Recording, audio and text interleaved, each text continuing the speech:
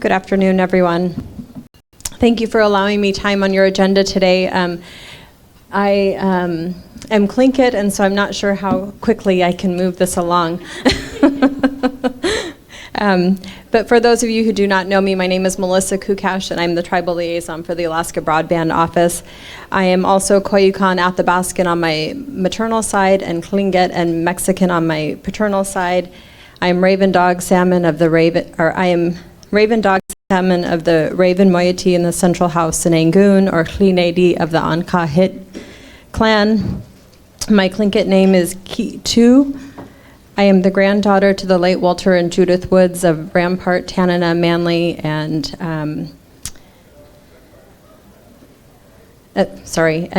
also the granddaughter to Matthew and Ramona Kookesh of Angoon and Carrizozo, New Mexico. My parents are Lena Woods and the late Floyd Kookesh of Angoon. They are the younger siblings to Sally and the late Senator Albert Kookesh.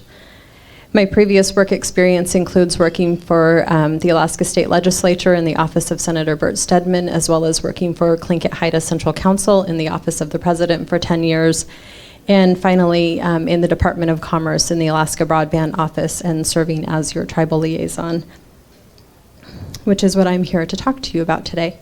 Next slide. I do? Where? Oh. Hidden? Okay.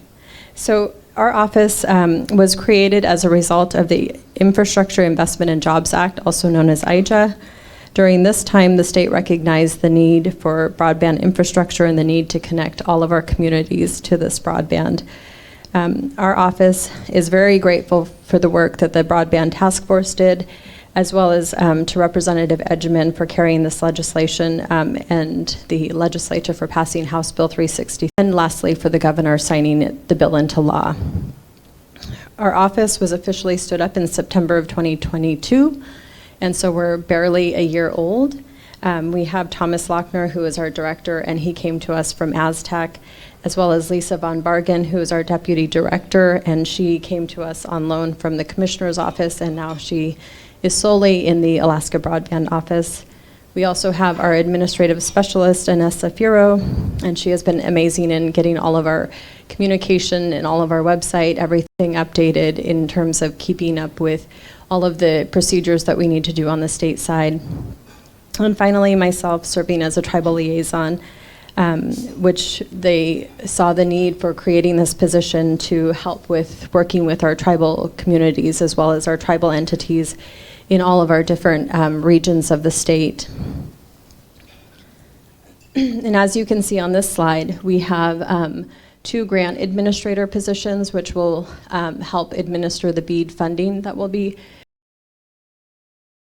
through our office, and that's through the Division of Community and Regional Affairs, which is also under the Department of Commerce. On this slide, we have our Broadband Advisory Board, which was also created as a result of the House Bill 363, and we have a wide representation across the state in terms of leadership and expertise. And you can find all of the information for any of the upcoming meetings or past meetings on our website.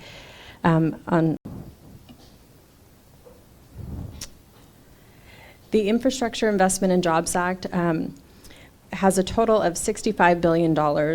Of the above amounts for digital equity, we have $640 million, and broadband equity access and deployment for $42 billion, also referred to as the BEAD program.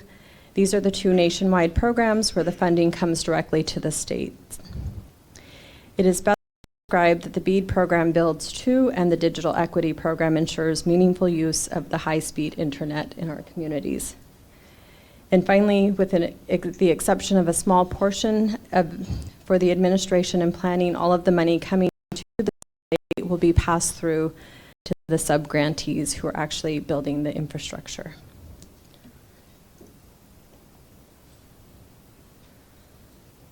Two of the administrative allocations that have come to the state and that our office is responsible for are shown here.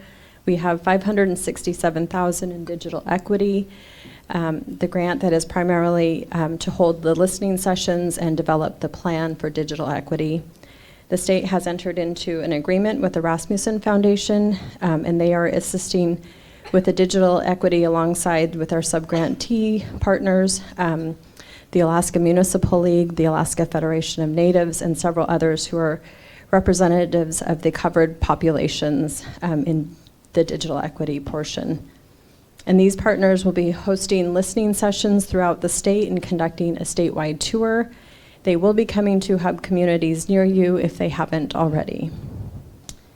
And the $5 million on the BEAD side, which has been made available to every state, is to run the federal grant program.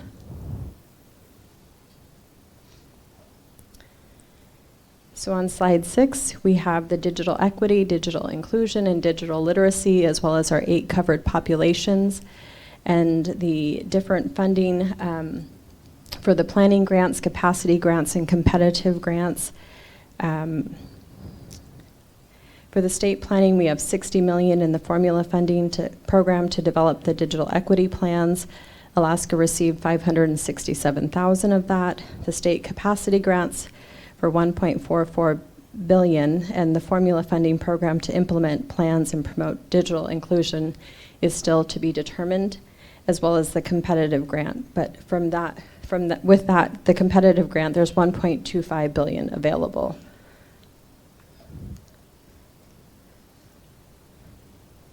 So here we have the Broadband Equity Access and Deployment, and this is a program to get all Americans online by funding partnerships between states or territories, communities, and stakeholders to build the infrastructure where we need it and to increase adoption of the high-speed internet. We have $42.45 billion, and these allocations have not yet been determined, but we are currently working on trying to show where the funding is needed. I can really hear myself breathing on this mic. Alaska is hoping to at least receive $1 billion, with an estimated $500 million from other revenue sources like the Tribal Broadband Connectivity Program, Middle Mile, and other resources through the USDA Reconnect and Community Connect programs to help build the infrastructure and the network that we need in Alaska.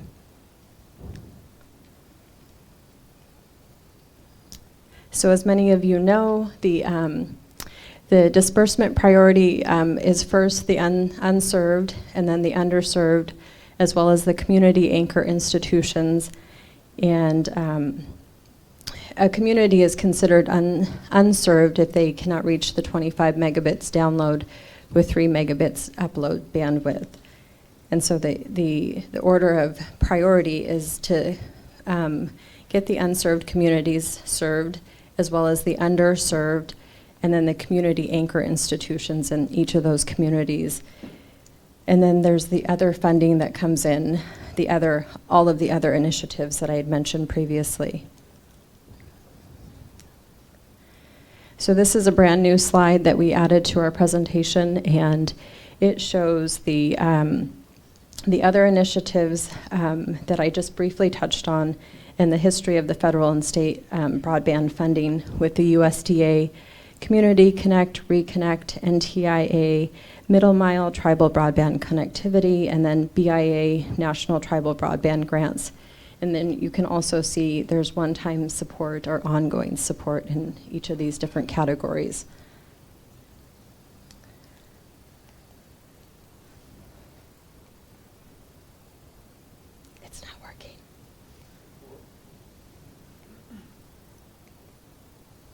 Oh, okay. So on slide 10, we have 114 of the served communities, and as you can see, it's along the road system that we have in Alaska, which isn't a lot. And the blue lines indicate the microwave systems that are currently in place or being planned for.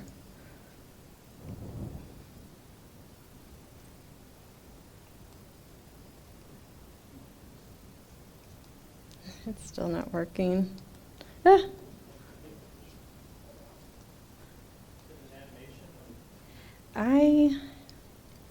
not sure. Okay, let's see. Okay, here we go. Maybe I just hold it right here. So here we have 83 communities with projects that are coming in to the state that have been funded, and they are the like blue, light blue dots, the teal dots.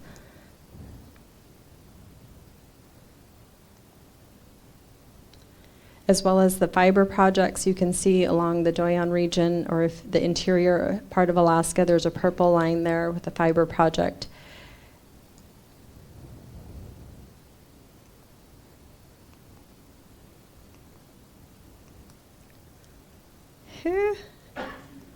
Okay, it's not working. And this slide shows the served communities, which we have 114, as well as the projects, which we have 83.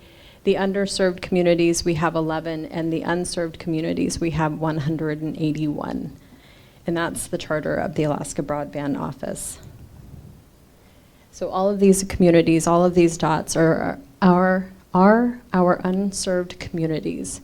And this is the network we're trying to build to reach all of these communities to make sure that we have internet for all.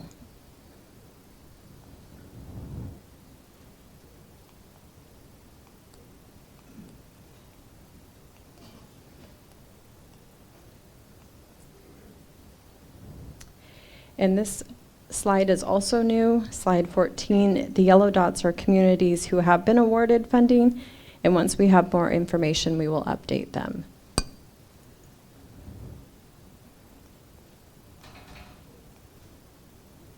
And this is when, this is what the Alaska Broadband Office has as their draft plan in what it would look like to connect all of our communities through fiber. Because of course you can see some of the microwave, but you can't see the satellite that's out there currently.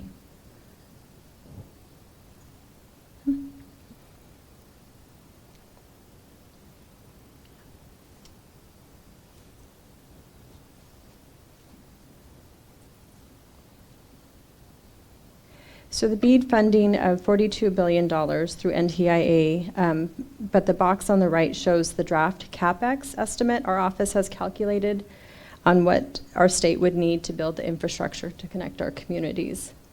And this is also a new slide. And this slide is a very busy slide. We have the red line, which indicates where we are today. The dark gray lines represent the benchmark from the National Telecommunication and Information Administration. The first is the BEAD planning funding that was awarded on November 15th, 2022, and that triggered a 270-day timer ending August 12th to submit the State of Alaska's 5-year action plan, with the initial proposal due July 31st.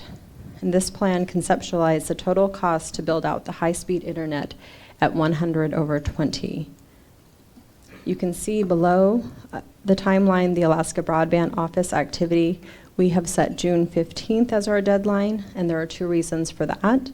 We want to be the plan by which other states are graded and not the other way around, as well as we want to make sure that NTIA knows what it will take to have the full build out for our state before they make their allocations to the other states and territories. And this brings us to the second benchmark. NTIA will make the allocations of the $42 billion by June 30th.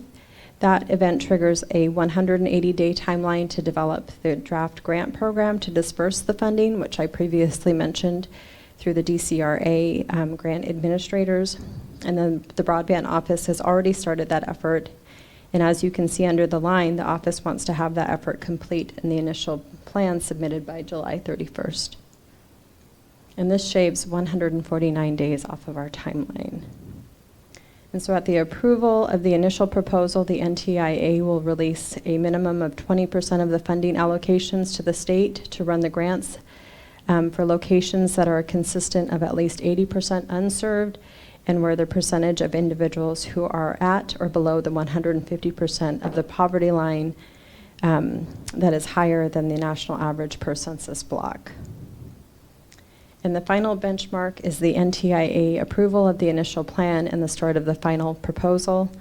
And the final proposal will begin the actual grant selection process once approved, and we will see the release of the remainder of the allocation. And just to reiterate, with the exception of a small administrative fee, all of the funding allocation will be passed through to the grantees to build the infrastructure.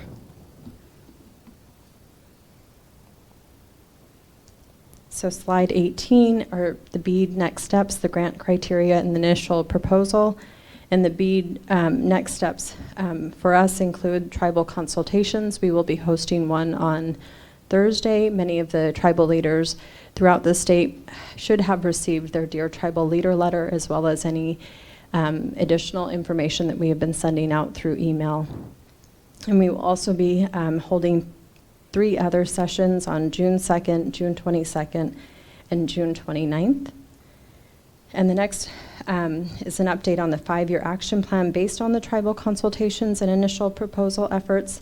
In the 5-year action plan description in the notice of funding opportunity, there are many requirements, and our office has consolidated them down into sub-bullets and then categorized them into 3 categories, which you see here: the primary criteria, the secondary criteria, and the other criteria.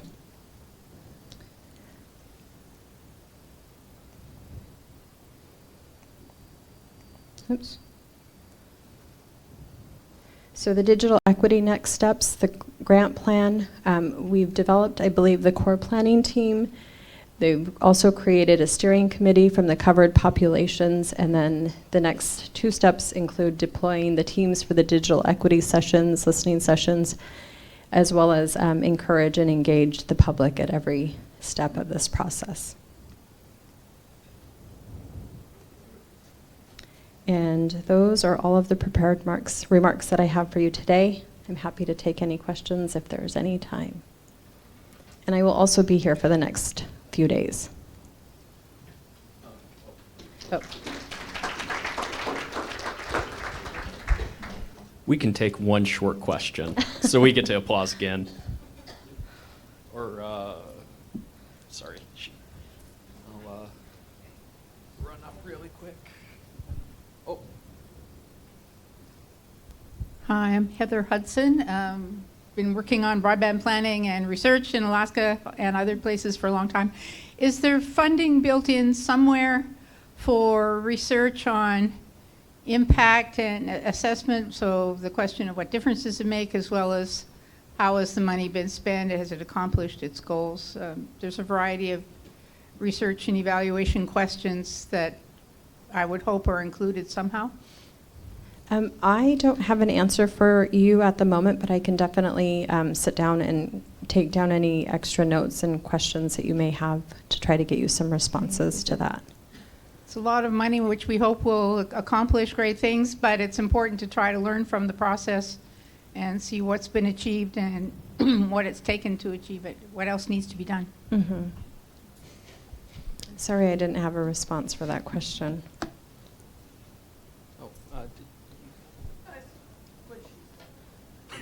Okay. Okay. Sorry.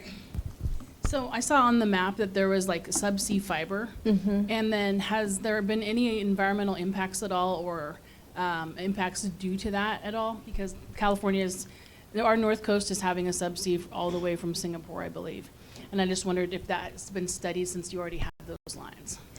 Well, the main lines that are currently, that go up through Southeast Alaska, through the Anchorage area, as well as following the pipeline, those have been there for quite some time. And I know more recently, I think in the last couple of years, they had put in a fiber on the Arctic, and the plan was eventually for it to sink down into the frost.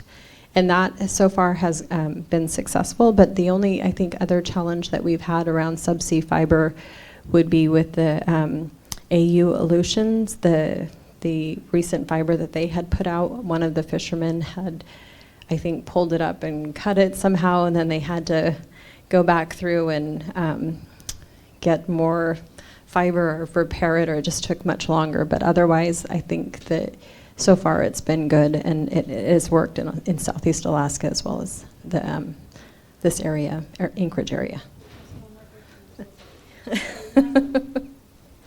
So, again, I'm a Hubu tribal member, but I was raised in Anchorage. Okay. So when I look at that build-out map and you look at some of those remote areas, you have obviously big oil industry and some of the other fishing components.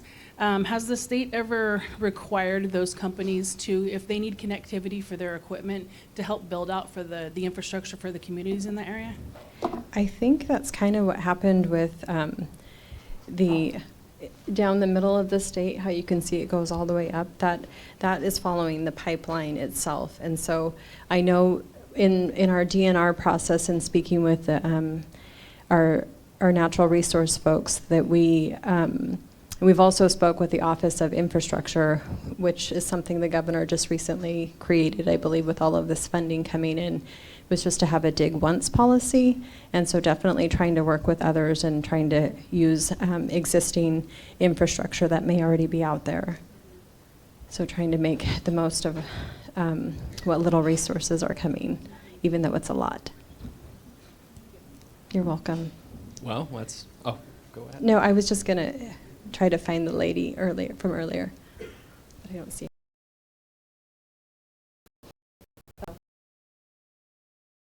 No, I just wanted to locate her before leaving, but thank you.